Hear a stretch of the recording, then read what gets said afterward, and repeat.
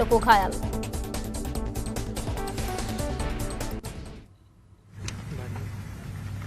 ऐसे वैश्विक नेता भारत के यशस्वी प्रधानमंत्री श्री नरेंद्र मोदी जी से अब सादर अनुरोध करते हैं आपके मार्गदर्शन के लिए।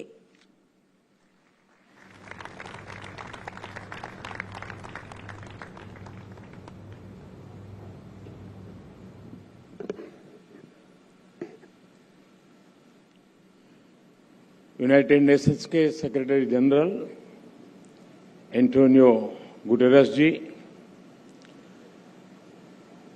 गुजरात के मुख्यमंत्री श्री भूपेंद्र भाई पटेल, भारत के विदेश मंत्री डॉक्टर एस जयशंकर जी, देश विदेश से आए सभी अन्य महानुभाव, देवी और सज्जनों, इस गौरवशाली धरती पर आप सबका हार्दिक स्वागत है।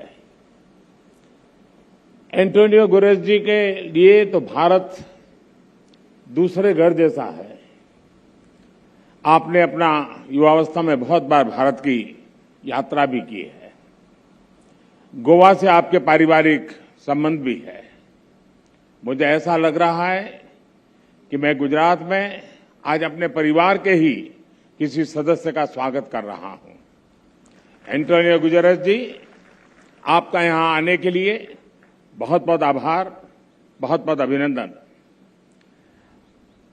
मुझे खुशी है कि मिशन लाइफ को लॉन्चिंग के समय से अनेक देश इस संकल्प के साथ जुड़े हुए हैं।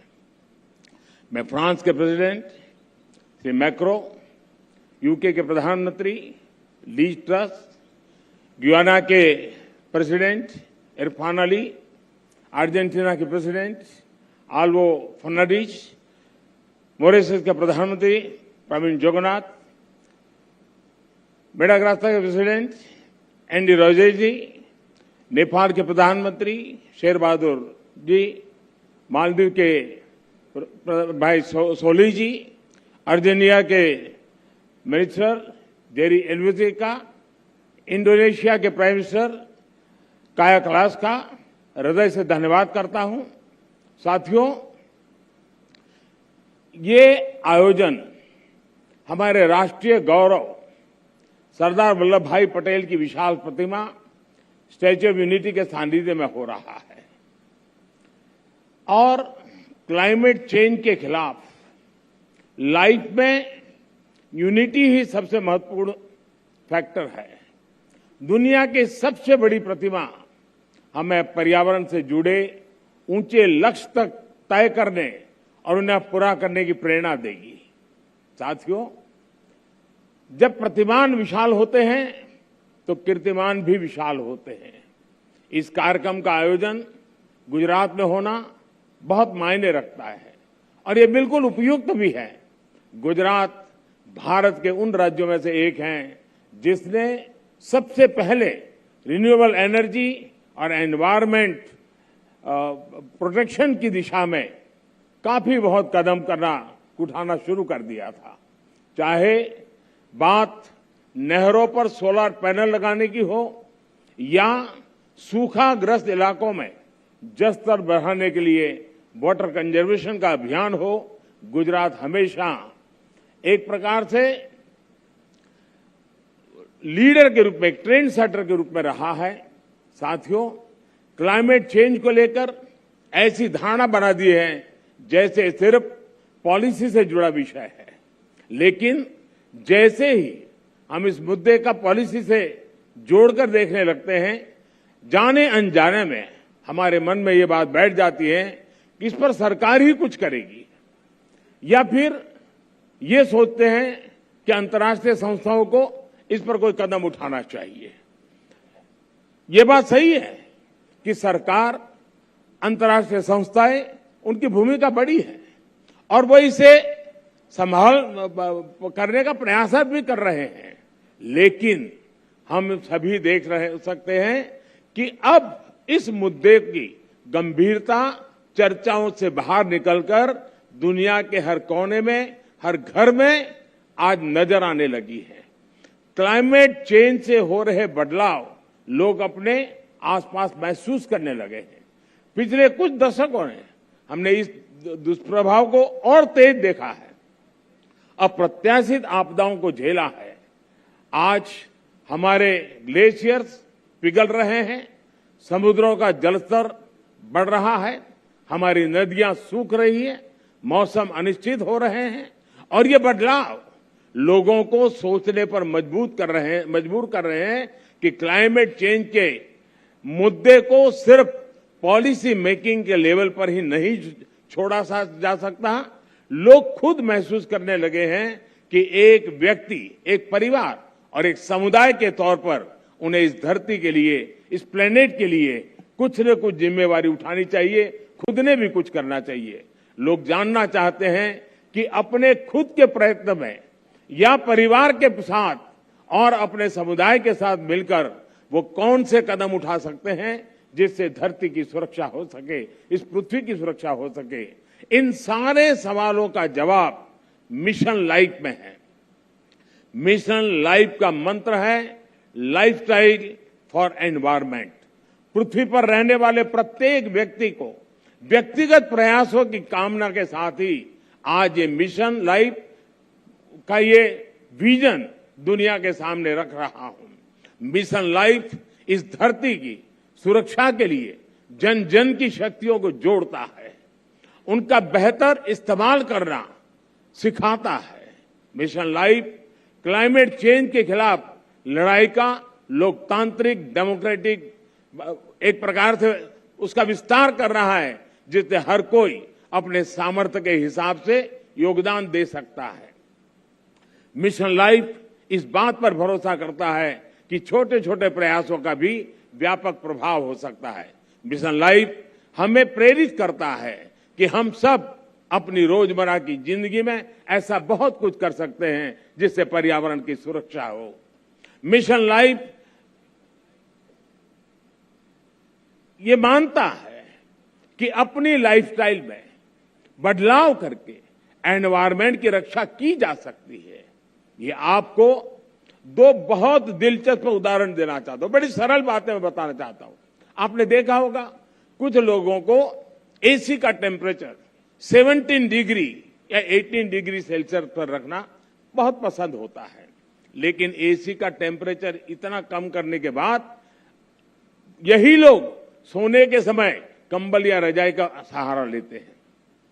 एसी का हर डिग्री टेम्परेचर कम करना पर्यावरण पर उतना ही नकारात्मक प्रभाव, यानी उसको अगर हम बचा सकते हैं, कोशिश करके कर सकते हैं।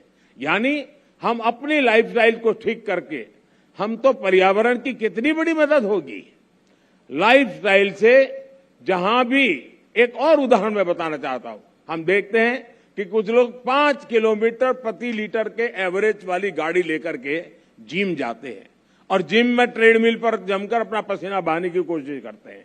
अरे भाई, अगर ये पसीना आप पैदल चलकर या साइकिल पर जिम जाकर के उठा लेते तो पर्यावरण की रक्षा भी होती और आपके स्वास्थ्य की भी रक्षा होती। साथियों, लाइफस्टाइल से व्यक्तिगत और समाज के छोटे छोटे प्रयासों से कैसे बड़े नतीजे आ सकते हैं, मैं इसका भी उदाहरण देना चाहता हूं। भारत में हमने कुछ साल पहले देशवासियों से ज्यादा एलईडी बल्ब इस्तेमाल करने के लिए आग्रह किया था। मकसद ये था कि लोग को बिजली का बिल कम हो, बिजली का कम खर्च हो और पर्यावरण की भी रक्षा हो। सरकार ने एलईडी बल्ब की एक योजना शुरू की और देश का प्राइवेट सेक्टर भी इसमें भागीदार हो गया। यहां आए अंतर्राष्ट्रीय एक्सपर्ट्स ये जानकर के उनको हैरानी होगी कि कुछ ही समय के भीतर भारत के लोगों ने 160 करोड़ से ज्यादा एलईडी बल्ब अपने यहां में लगा दिए, परिवर्तन कर दिया। और इसका प्रभाव यह है कि 100 मिलियन टन से ज्यादा कार्बन डाइऑक्साइड का उत्पादन हम कम कर पा गए, उसका उत्सर्जन कम कर पाए। और मैं ये आपको नोट करने के लिए जरूर कहूंगा कि ये प्रतिवर्ष हो रहा है, ये सिर्फ एक बार की घटना नहीं, हर वर्ष ये बेनिफिट होने वाला है और उसका लाभ होने वाला है। एलईडी की वजह से अब हर साल इतना उत्सर्जन कम होने लगा है। साथियों, गुजरात महात्मा गांधी की भूमि है, जन्मभूमि है। तो उन विचारकों से एक जो बहुत पर्यावरण संरक्षण और प्रकृति के साथ तालमेल लेकर के जीवन जीने का महत्व समझ गए। उन्होंने ट्रस्टीशिप के अवधारणा की विकसित की थी। मिशन लाइफ इस सबको पर्यावरण के ट्रस्टी बनाता है। ट्रस्टी वो होता है जो संसाधनों का अंधाधुंध इस्तेमाल नहीं होने देता। एक ट्रस्टी एक शोषक के रूप में नहीं बल्कि पोषक के रूप में काम करता है। मिशन लाइफ P3 की अवधारणा को मजबूत करेगा। P3 यानी प्रो प्लेनेट पीपल। आज हम एक ऐसी दुनिया में जी रहे हैं जहां इस बात की चर्चा रहती है कि कौन किस देश या गुट के साथ है और कौन किस देश या गुट के खिलाफ है। लेकिन मिशन लाइफ धरती के लोगों को प्रो प्लेनेट पीपल के तौर पर जोड़ता है, उनको अपने विचार से समाहित करता है, एक कर देता है। ये lifestyle of the planet, A lifestyle of the planet, for the planet and by the planet की मूल सिद्धांत पर चलता है। साथियों, अतीत से सीखकर ही हम बेहतर भविष्य का निर्माण कर सकते हैं। भारत में हजारों वर्षों से प्रकृति की पूजा की समृद्ध परंपरा रही है। हमारे वेदों में भी बहुत सटीक तरीके से कहा है कि जल, जमीन, वायु और सभी प्रकृति प्रदत्त चीजों का महत्व समझाते हैं। जैसे अथर्ववेद कहता है, माता भूमि ही पुत्रो हम पृथ्व्या, अर्थात पृथ्वी हमारी माता और हम उसके संतान हैं। रिड्यूस, रीयूज एंड रिसाइकल और सर्कुलर इकोनॉमी हमारे वर्षों से हम भारतवासियों की लाइफस्टाइल का अंग रहा है।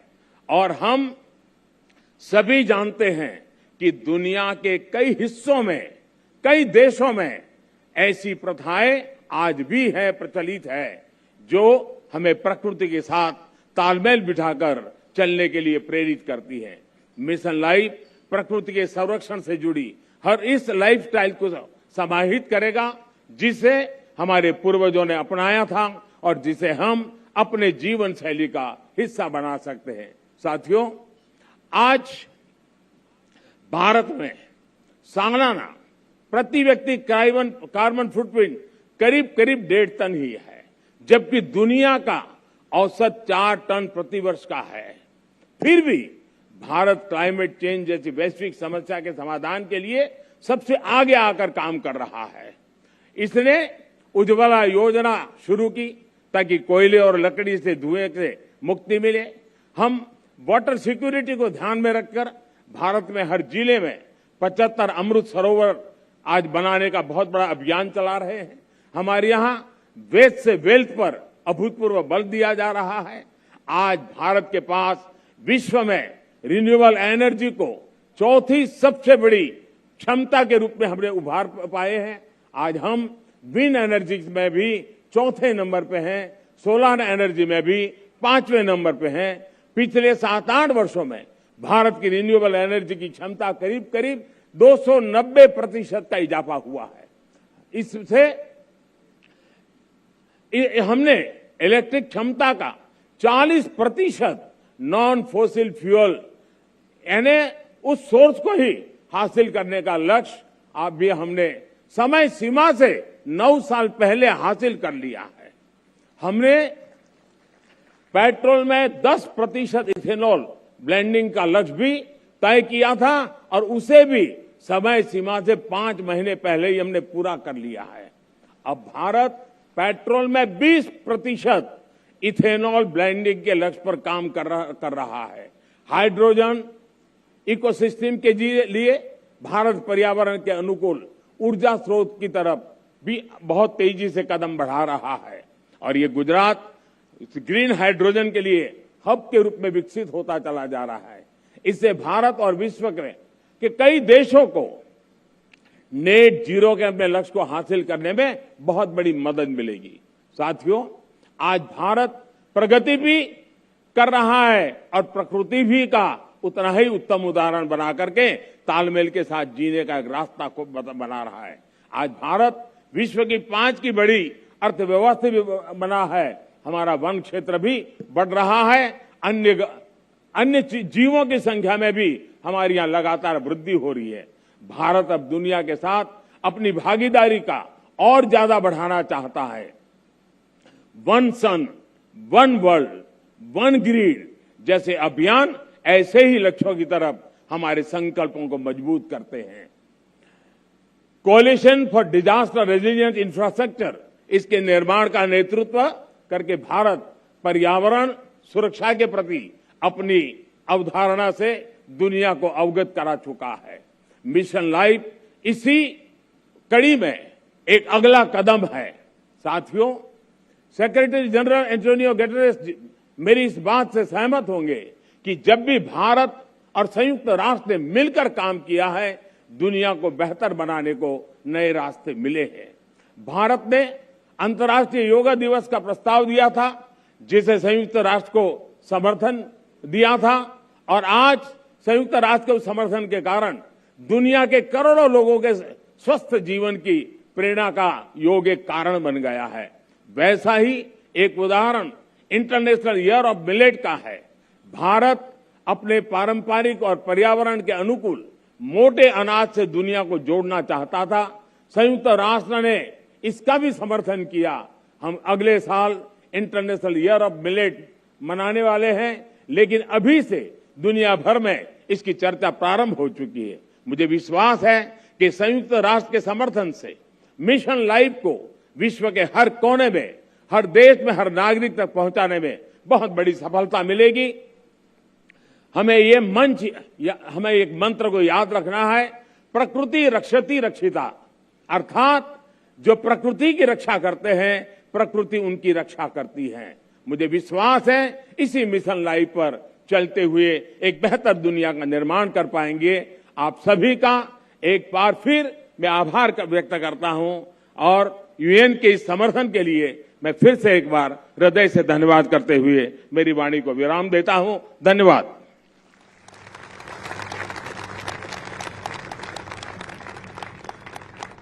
बहुत बहुत धन्यवाद प्रधानमंत्री महोदय, आपकी इस प्रेरणा के लिए, लाइफ के इस महाअभियान की शुरुआत करवाने के लिए। ગુજરાત ગ્રીન હાઇડ્રોજનના હબ તરીકે વિકસશે તેવું પીએમ મોદીએ જણાવ્યું છે। ભારતમાં વન વિસ્તારમાં વધારો થઈ રહ્યો છે। ક્લાઇમેટ ચેન્જની પણ પીએમ મોદીએ વાત કીધી છે। મહત્વનું છે કે ભૂતકાળમાં જે પ્રમાણે પર્યાવરણ હતું અને હવે જે પર્યાવરણ છે તેની ખાસ વાત પીએમએ એમના સંબોધનમાં જણાવી છે।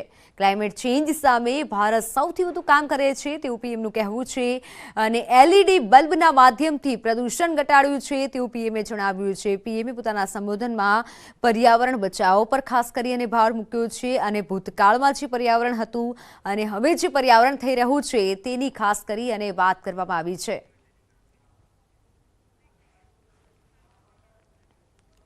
तो हाल समाचारमां समय थयो छे विरामनो।